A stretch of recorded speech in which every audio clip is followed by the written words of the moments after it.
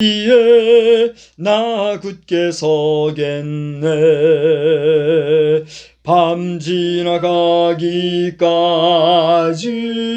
나 참고 기다리며 새 아침 동토 올 때 주 만나 뵙겠네. 주 예수 넓은 봄에 나 편히 안겨서 그 크신 사랑 안에 나 편히 쉬겠네. 할렐루야. 오늘 하루도 우리를 지켜주시고 함께해 주신 하나님께 감사하는 마음으로 이 시간에 우리의 드리는 예배가 주께 연락되어지기를 간절히 축원합니다. 저는 오늘 유독 총회가 마친 뒤끝에 좀 허전한 마음이 있어요. 예전에 없던 그런 마음인데 총회를 제가 갈 수 있는 그런 자격이 안 되니까 직접 총회장에 가보지는 않았지만 그 총회 분위기를 매년 살피곤 하는데 올해는 그야말로 개회에서부터 폐회 마지막 할 때까지 전 과정을 아주 열심히 살펴보면서 전체적인 그 회의석상을 그야말로 갈파를 했어요. 이제 뭐 다른 거는 저를 그렇게 크게 자극한 게 없는데 두 가지가 저를 자극을 했어요. 하나는 그 이번에 이마신 총회장 그분이 뭐 다른 분들도 다 그런 경우에 다 그랬겠지만 이번에 퇴임하실 무렵에 참 허전하시겠다 하는 그런 생각이 많이 들었어요. 그래서 그 감정이입이 되면서 다른 여러 뭐 총회장님들 여러분 많잖아요. 뭐 그분들은 저를 잘 모르겠지만 나는 그분들의 면모를 파악하고 있거든요. 여러 총회장님들이 다 한 해를 마치고 이제 이침을 금으려면 얼마나 허전하겠어요, 그죠? 그래도 이제 근데 제 자신이 그 당시에는 그렇게 뭐 오늘과 같이 이번 회기와 같이 이렇게 뭐 깊이 쳐다보지도 않았지만 그분들의 허전할 마음을 이렇게 가슴으로 읽지는 못했었어요. 근데 올해는 이상하게 그런 마음이 들었어요. 그래서 목사님의 그 허전한 마음이 잘 안정되시기를 바랍니다. 그렇게 또 써보냈더니 그 바쁜 가운데도 또 간단하지만 응답이 왔더라고요. 아직 패친도 안 됐는데 이제 메신저로 이렇게 해서 그런데 그 마음을 제가 읽으면서 좀 허전한 마음이 들었어요. 근데 이게 그 전서부터 그랬어요. 회무 중에. 그건 언제부터였느냐면 오늘인가 어젠가 그 우리 교세 보고를 하는데 교세 보고를 하기 위한 보고를 한 것이 아니라 다른 어떤 의안을 발표하는 그 가운데 우리의 교세 형편을 아뢰는 대의원의 보고 사항이 있었어요. 근데 그게 우리가 60만까지 갔거든요. 우리 성결교회가 60만을 지나 70만까지 간다는 때가 있었어요. 그러다가 곤두박질 쳐가지고 30만 하더니 지금 20만 대까지 내려갔대요. 그러니까 30만이 안 된다는 얘기예요. 그러면서 그분이 탄식하면서 하는 얘기가 예전에는 장감성 하면서 우리가 당당하게 세 번째 교단 교세를 자랑을 했었었는데 지금은 군소교단으로 추락한 거 아십니까? 그러는데 막 가슴이 너무 제가 막 공허함을 느끼더라고요. 그때로부터 이 모든 회무 과정이 그렇게 쓸쓸해 보이고 딱해 보이고 더군다나 우리는 지금 종교인 과세 문제로 전부 종교인화된 상황이잖아요. 아니라도 종교인이 됐잖아요. 지금 현재 상황으로. 우리끼리 하면 목회자니 교회 안에서야 목회자니 그러지만 세상에서는 종교인으로 낙인을 찍어버린 거 아닙니까? 그러니까 옛날에도 그랬다지만 지금은 종교인이라는 이름으로 세금을 내라고 하는 상황까지 왔잖아요. 이건 세상의 정부가 법이 타치할 문제가 아니란 말이에요. 기독교 목회자의 사례는 어쨌든 저쨌든 이미 나라에 바친 세금을 가지고 헌금을 한 사람들의 그 헌금 안에서의 사례로 나가는 것이지, 일반 우리가 이익단체의 수익금에서 주는 사례하고는 틀리잖아요. 근데 그 논리는 둘째 치더라도 목회자의 사례나 생활비나 그 모든 수입에 대한 것은 하나님이 철저히 관여하시고 책임져 주시고 베풀어 주신다고 하는 그런 하나님의 경제 논리로 살아가는 게 목회자 세계잖아요. 아니면 지금 아니라고 얘기해 보세요. 그렇잖아요. 나는 최소한 성경이 그렇게 얘기하고 있다고 믿고 지금까지 우리 교회 전통이 그렇게 해왔다고 하는 것을 알고 있고 또 그것을 긍정하고 왔기 때문에, 알다시피 나는 세상의 재정에 대한 건 내려놓은 사람이잖아요. 세상의 가치관으로는 비웃음을 당할 수 있을 정도로. 그런데 여기까지 온 이런 거를 복합적으로 생각하면서 그렇게 가슴이 공허할 수가 없더라고요.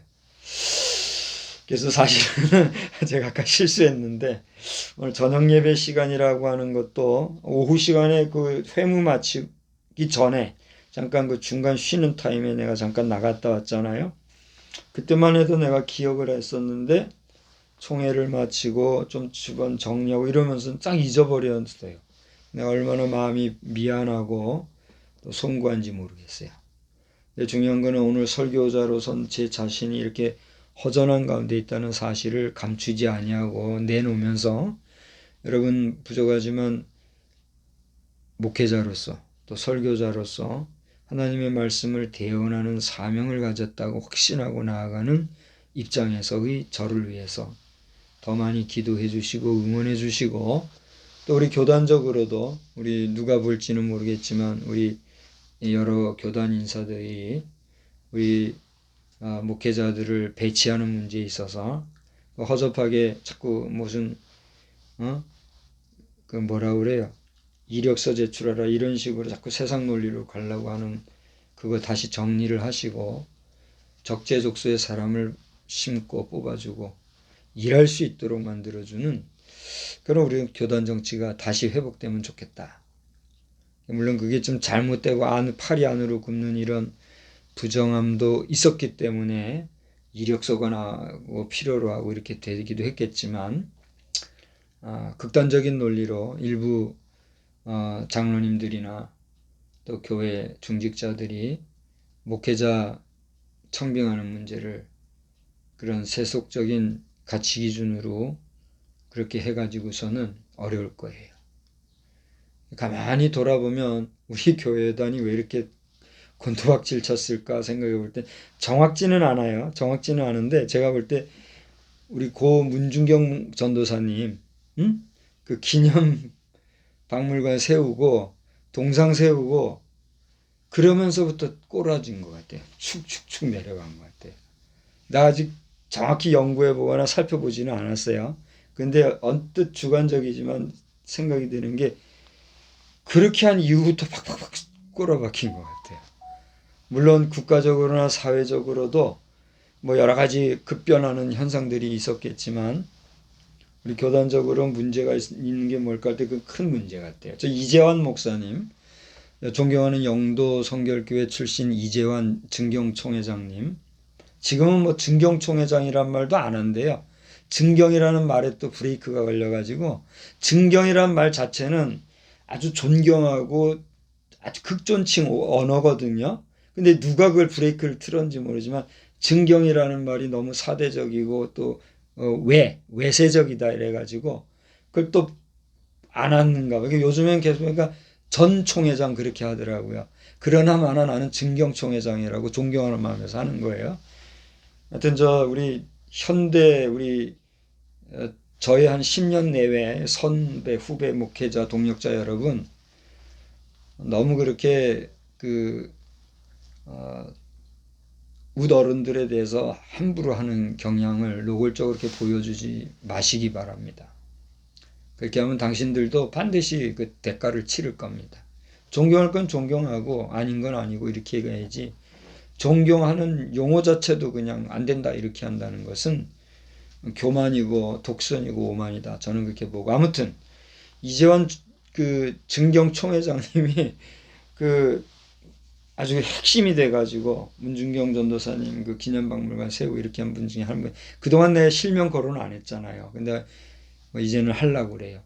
이재원 목사님이 영상 어느 틈에라도 보시게 되면, 제가 고등학생 때 그분을 직접 뵀죠. 그 전에 중학생 때는 그분을 멀리서 봤죠. 제가 그분을 접할 일이 없으니까. 그러나 고등학교 때는 제 자신이 성악 활동을 하면서 직접 그분을 뵈야만 했기 때문에 학생회 활동하면서 그분 교회를 찾아갔고, 또 거기서 그분을 만나서 기도도 하고 조언도 구하고 이렇게 했던 입장이었죠.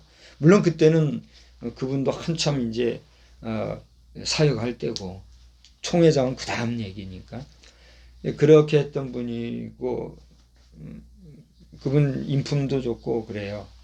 그런데 그분이 이렇게 문중경 전도사님 동상 건립에 앞장서는 이런 분이 됐었는데, 그분을 중심으로 해서 주변의 여러 분들,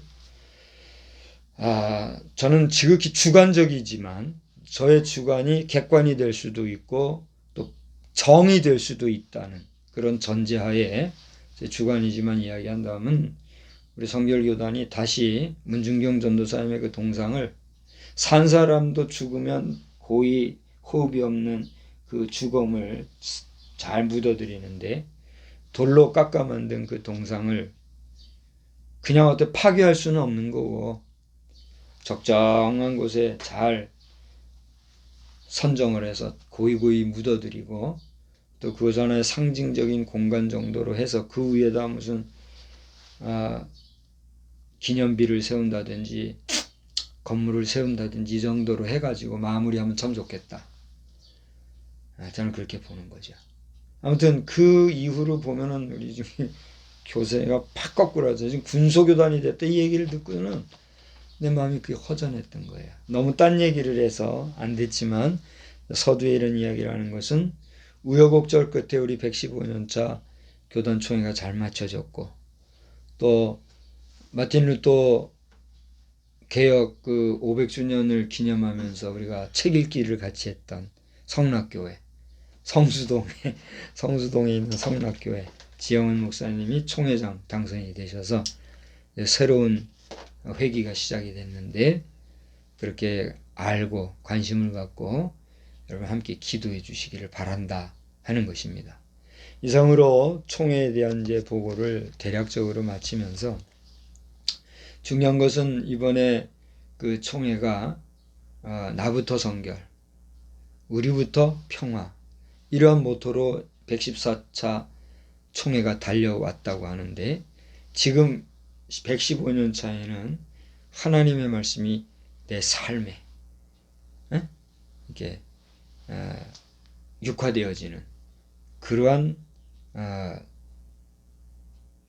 대주제를 가지고 이제 이 회기가 진행될 것이다. 그래서 이번 115년 차 총회 기간 중에는 이 말씀 강화라든가 말씀에 대한 어떤 계몽이라든가 말씀 중심의 사역, 또 은혜, 또 뭐 부흥, 이렇게 교회 본질적인 면에서의 그런 어떤 총회적인 관심들이 더 이슈화되지 않을까, 그런 예상이 되는 그런 회기이기도 하다는 사실이에요. 자, 이 정도 이제 말씀을 마치고 제가 오늘 본문을 가지고 말씀을 드리고 싶은 것은, 예수님께서 오늘 그 33절을 보니까 뭐라고 그랬어요? 오늘과 내일과 모레는 내가 갈 길을 가야 하리니 선지자가 예루살렘 밖에서는 죽는 법이 없느니라, 이런 말씀을 하셨어요. 그러니까 그 앞의 내용을 보면 바리새인들 중에 어떤 종류의 사람들인지는 알지 못하지만 이 상황으로 보아서 그래도 대체로 바리새인들 그러면은 예수님을 배척하는 사람들이잖아요. 근데 그 가운데서도 예수님의 신변을 염려하고 예수님의 그 상황에 대해서 걱정해주는 일단의 바리새인들 중에 몇 사람이 와서 예수님에게 뭐라고 얘기를 했어요. 31절을 보니까 지금 헤로드 왕이 당신을 죽이고자 하니까 이 지역에서 떠나십시오. 이렇게 이야기를 해줬다는 얘기죠. 고마운 얘기예요, 아니에요? 고마운 얘기죠. 그때 예수님께서 얘기하기를 그 헤로드 왕에 대해서 뭐라고 표현했습니까? 저 여우에게 가서 얘기해라. 내가 오늘과 내일은 귀신도 쫓아내고 병도 고치고 그렇게 해야 되겠다. 그리고 제 3일에는 내가 완전해지겠다. 이런 얘기를 하면서 저 여우 같은 헤롯이 뭐라고 하고 내 생명을 어떻게 유린하려고 할지 몰라도 나는 내 일을 해야 될 것이고 그리고 그것이 내가 온 사명을 완수하는 거다. 이렇게 얘기를 하고 있어요.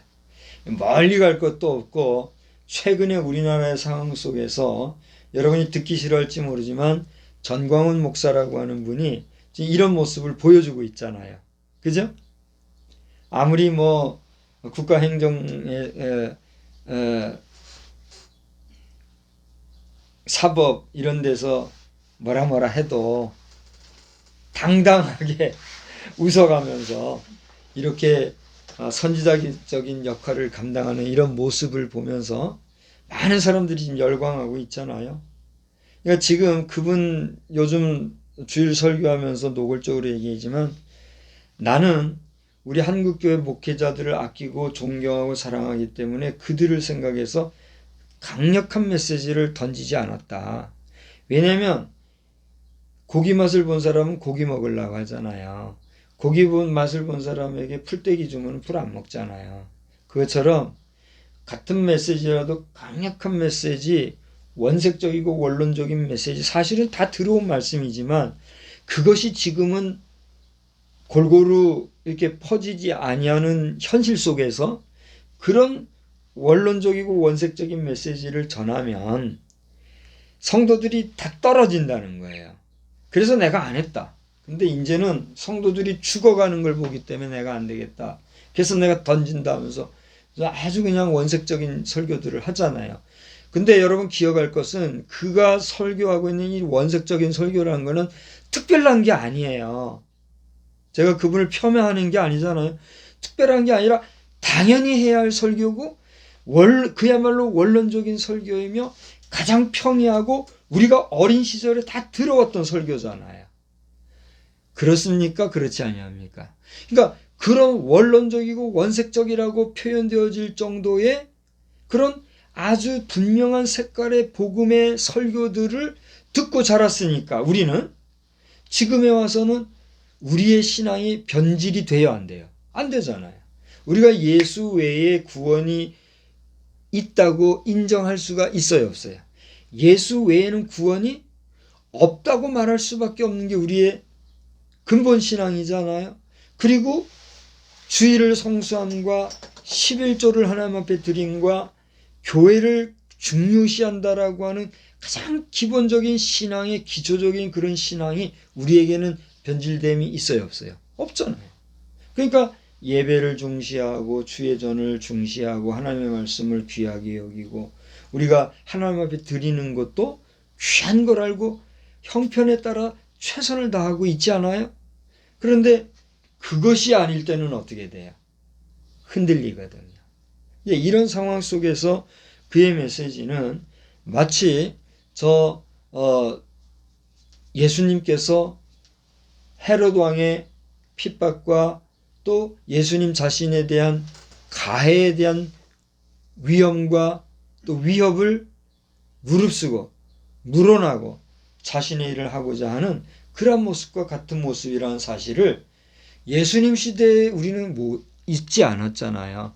예수님의 모습을 우리는 보지 않았잖아요. 그죠? 그러나 그와 어떻게 보면 동일하게 혹은 그와 비교되는 정도의 그 모습을 우리는 오늘의 교회 지도자로 우뚝 선 전광훈 목사라고 하는 분을 통해서 보고 있는 거란 말이죠. 또 귀가 거슬리죠? 근데 그 부정할 수가 없는 거예요. 제가 전광훈 목사님을 봤어요, 안 봤어요? 보지 못했잖아요. 뭐 십수만 목회자들이 그분의 청교도 영성훈련에 가서 배우고 어쩌고 했다고 하더라고요. 그런데 지금 그분들이 다 어디 갔어요? 그건 난 모르겠고, 나는 그렇게 그분을 쫓아다니지 않았지만 그분에 대해서 어떻게 해요? 인정하고 존경하고 존중하고 있잖아요. 아무리 그 밑에 가서 뭐 굽신굽신하고 머리 숙이고 좋다 했었어도 다 떨어져 나와서 오히려 지금 그들을 정광훈 목사라는 그분을 비난하고 정죄하는 사람들도 있어요, 없어요? 있단 말이에요. 그런 걸 생각을 해보면 우리 목회자 세계에 의리가 있는가라고 하는 문제를 생각해 볼 때는 벌써 오래전서부터 제기된 이야기이기 때문에, 그리고 동역자들을 비판하는 말이 될 수 있을 것이기 때문에 더는 말하지 않겠지만 정말 많이 지적받고 있는 내용 가운데 하나인 것은 틀림이 없는 것 같아요. 그렇지 않아요? 그런 면에서 우리 목회자들이 정말 자성을 많이 해야 된다. 다시 한번 얘기를 하거니와, 야, 너는 왜 우리 앞에서는 말 안 하고 그 엉뚱하게 그 방송에 대고 이렇게 얘기하냐? 그렇게 하면 나는 할 말이 없어요. 그렇게 안 하고 여러분 앞에 말할 테니까 나를 부르든가, 여러분들 앞에 나를 세워주시면 나는 지금과 같이 더하지도 않고 덜하지도 않고 그때그때 주시는 감동을 따라 말씀을 전하려고 해요. 그러니까 지금 이제 5월 말, 이제 돌아오는 주일이 마지막 주일이네요. 우리가 한우리 선교교회에서 5월 마지막 주일부로 이제 사임을 하고 6월 첫 주부터 우리가 독립적으로 여기서 예배 드리고 있잖아요. 맞죠? 확인 좀 해줘 보세요. 이번 5월 마지막 주일이 지나면 그야말로 만 3년이 되는 거예요. 만 3년 동안 공교회 바깥에서 바라본 오늘날 우리 공교회의 모습은 정말 제가 이렇게 나와 있지 않았다면 볼 수 없었던 처절한 모습 그 자체였던 걸 제가 보면서, 사랑하는 우리 선후배 동역자 여러분, 제가 뭐라고 구체적으로 지적을 해서 무엇을 시정해야 됩니다 라고는 말하지 못하겠지만, 우리의 목양일념이라고 하는 것이 정말 변질됨 없이 순수하고 순결하고 순전하며 온전히 하나님을 향하고 있는 목회인지에 대해서는 철저하게 자성할 수 있는 그러한 역사가 있게 되기를 정말 두 손 모아 간절히 제가 축원하는 바입니다. 우리 성도들은 다 알아요. 그래도 성도들도요, 목회자 함부로 하지 마세요. 목회자들이 이 정도까지 됐다고 할 때는 여러분들 목회자를 위해서 얼마나 기도하고 얼마나 울며 목회자들에게 목회자가 바로 가게 조언도 하고 충고도 하고 함께 했는지 한번 돌아보란 말이에요. 저같이 저는 정말 이 시간에도 하나님 앞에 양심을 걸고 이야기하지만 담임 목사 하여튼 저에게 상처를 준 누군지는 모르겠어요. 저에게 상처를 준 그 당사자는 반드시 살아생전에 저에게 미안하다고 사과해야 될 것이고, 사과 안 해도 거기에 대한 책임은 그분이 져야 합니다. 어떻게 박성수 목사에게 담임 목사 월권 운운하는지 저는 결코 거기에 대해서 동의할 수 없고, 지금도 당당하고 떳떳하게 이야기하는 바입니다. 이거 완전 딴 얘기로 가서 안 됐지만은, 성도들도 우리 목회자들을 너무 함부로 하거나 그렇다고 또 너무 위에서 신격화하거나 이런 일이 없이 때로는 가깝게 때로는 멀게 우리가 서로 함께 하지만 또 서로를 존중하는 가운데 위하여 주는 가운데 함께 갈 수 있는 그런 믿음의 동력이 우리 교회 안에 충만하기를 주의 이름으로 축복합니다. 예수님의 오늘 말씀의 핵심적인 내용은 뭐냐면, 선지자가 예루살렘 밖에서는 죽는 법이 없다라고 말씀하시면서 이 역사적인 내용이나 또 이 어떤 문맥에서의 교훈적인 내용은 우리가 차치하고라도 예수님 자신이 바리새인들이 기별해 준 그 현실 앞에서 예수님 자신의 오신 그 본래의 사명과 목적을 수행하려 함에 있어서 타협을 하겠다는 거예요? 하지 않겠다는 거예요? 타협할 수 없다고 하는 그런 선언적인 메시지라는 것을 보게 되는 거예요. 그러면서 34절에 이르시기를 뭐라고 했어요? 야, 봐라! 예루살렘을 향해서 탄식조로 2번이나 반복해서 얘기하고 있죠. 뭐라고 그랬어요? 예루살렘아, 예루살렘아. 이게 반복적으로 얘기할 때는 힘줘서 강조해서 얘기하는 거 아닙니까? 예루살렘에 있는 너희 백성들아, 내 사랑하는 예루살렘 나의 자녀들아, 그런 얘기죠. 선지자들을 죽이고 내게 파송된 자들을 돌로 치는 자여, 내 사랑하는 이스라엘 백성들아, 너희들은 다름이 아니라 너희를 위해서 온 선지자들을 너희가 돌로 쳐 죽이려고 하는 그런 사람들이다 말이야. 그러한 너희들이요. 그 다음 뭐라 그랬어요? 암탉이 제 새끼를 날개 아래에 모은 같이. 이거 무슨 얘기예요? 내가 어미닭이 새끼 병아리들을 보호하려고 큰 품으로 모아들이듯이 내가 너희들을 위해서 얼마나 지금 사역을 하고 있는데, 내가 그렇게 한 일이 한두 번이더냐 말이야. 무수히 그렇게 하였는데, 그런데 너희가 어떻게 했단 말이야? 원하지 아니하였지 않느냐. 그러니까 나를 죽이려고 하는 헤롯에 대해서 두려워하는 그런 마음으로 나를 염려해주고 나에게 그렇게 기별해주는 것도 좋은데, 너희들은 너희 자신이 그런 나를 위해서 정말 평소에 나를 의지하고 바라고 나를 소망하고 그렇게 했었더냐? 물어보는 거죠. 그러면서 35절에 청천벽력과 같이, 그리고 안타깝지만 누구도 이런 말을 하고 싶지 않을 거예요. 예수님 자신도 이런 말씀하고 싶지 않았을 거예요.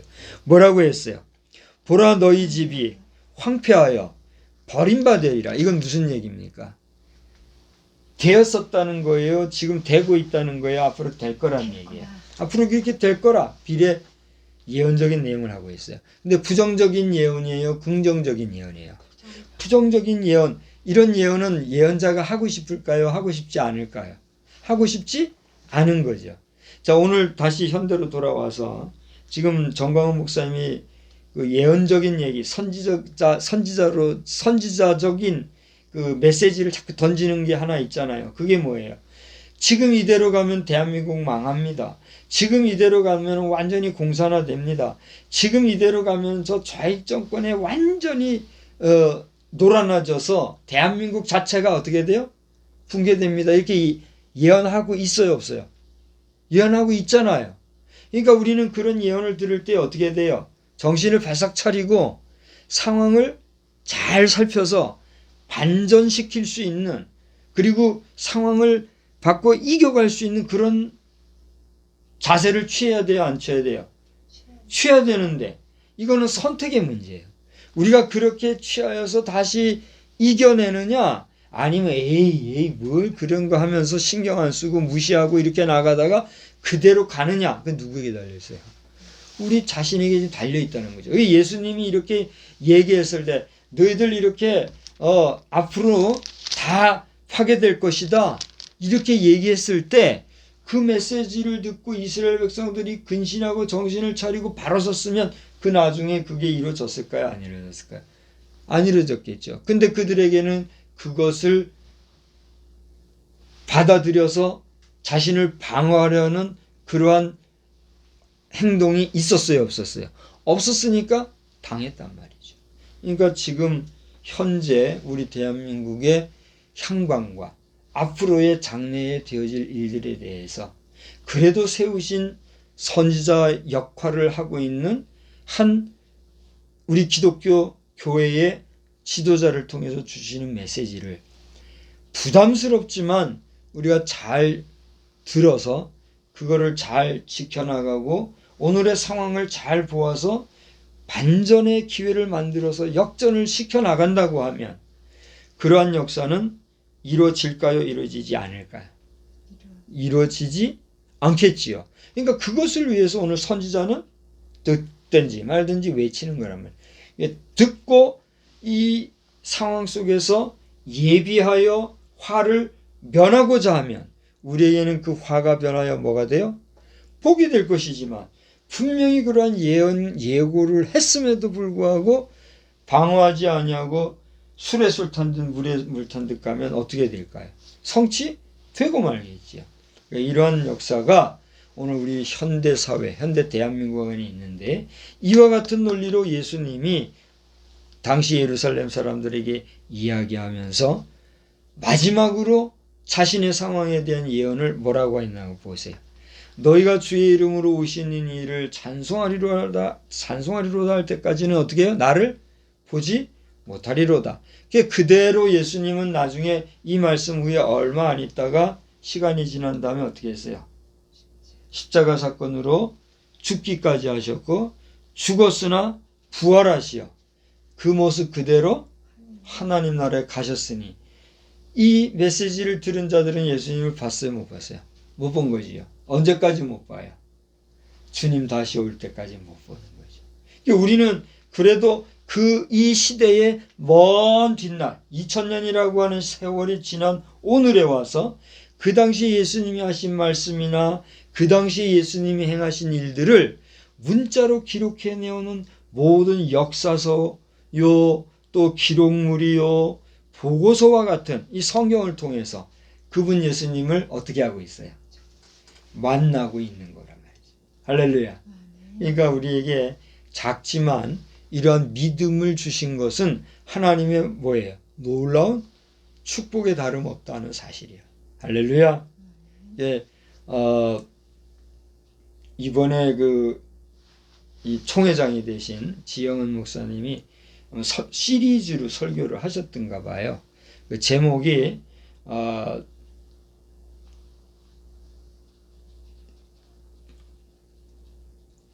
이 세상에 오셔서 죽어주신 우리를 위해서 죽어주신 하나님 그런 내용으로 이 설교를 하신 내용이 있더라고요.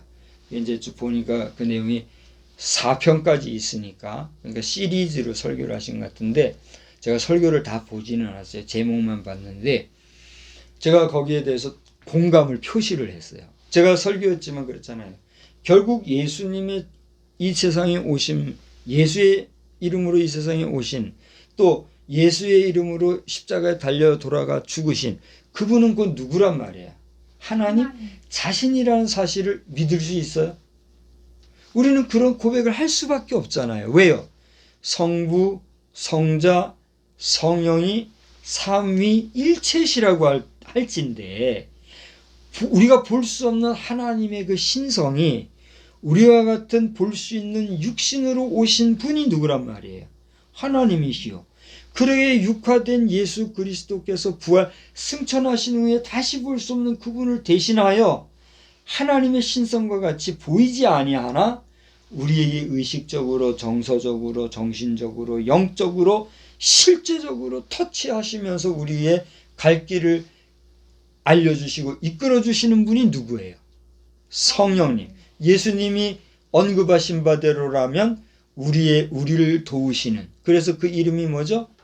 보혜사라고 하는 성령님이 오늘 우리와 함께하고 있다. 아멘. 할렐루야. 아멘. 우리가 이 오프라인에서 예배를 드리든 저 랜선을 통해서 또 우리 모든 온라인에서 영상을 통해서 오늘 저를 만나시든 우리가 하나님 앞에서 하나님의 말씀을 대하는 이 순간에 하나님의 영 거룩한 성령이 우리에게 공히 임하시는 그러한 역사를 경험하며 그 주님을 찬송하는 그러한 저와 여러분이 될 수 있기를 주의 이름으로 축원합니다. 오늘 메시지에서 어떻게 보면 1, 2, 3 이런 대지 설교는 제가 하지 않았지만 예수님이 행하신 말씀, 그분이 이스라엘 백성들을 향해서 던지신 메시지, 그분의 사역의 특성, 그분의 어떤 사역적인 분명한 정체성, 그리고 우리에게 교훈하신 교훈의 메시지 이런 것들을 복합적으로 총체적으로 여러분 생각하시면서 이제 우리 교단적으로는 다시 한번 우리 115년차 총회가 다시 한번 힘을 내서 일어서는 그런 총회가 되기를 위해서 기도할 뿐더러 우리 자신은 우리 주님을 정말 흔들림 없이 변질됨 없이 의지하고 믿음으로 나아가는 가운데 우리 지난 주일은 성령 강림절이었잖아요. 그러니까 이 성령 강림절은 지금부터 계속해서 가요. 언제까지 가는지 내가 이제 다시 봐야 되겠는데 맥추절 지나서 추수절까지 이렇게 계속 오순절 후 몇 주, 오순절 후 몇 주 계속해서 한 몇 주가 가요. 그러니까 그건 무슨 얘기예요? 성령 강림이 있었던 성령 강림절을 하나의 시점으로 해서 계속해서 이 오순절이 진행되어져 가는 그러한 교회의 절기를 우리가 기념하자는 의미에서 오순절 후 몇 주, 오순절 후 몇 주 이렇게 지금 나가는 거란 말이에요. 그 핵심은 뭐예요? 우리가 마음속에 누구를 사모하자? 성령님을 사모하자고 하는 의미가 있다는 거예요. 할렐루야. 그러니까 오순절이 끝났고 또 오순절 성령 강림절이 지나갔으니 이제 그건 하나의 행사로 잊어버리고 그리고 아이샤 하자 놀자 이런 식으로 가면 안 되는 거죠. 우리 목회자도 그렇고 우리 평신도도 그렇고 성령 강림절이라고 하는 하나의 절기가 이제 지났으니만큼 그걸로 끝이 아니라 그때를부터 시작해서 계속적으로 우리 마음에 뭐가 충만해야 돼? 성령 충만함으로 나아가기를 다짐하고 기억하고 되새기고 또 되새기며 성령의 충만함을 덧입고 살아가는 믿음의 부요한 자들이 다 되어야 될 줄 믿습니다. 또 그렇게 살아가시기를 주님의 이름으로 축복합니다. 기도하겠습니다. 우리 다 같이 한번 합심해서 기도하겠습니다.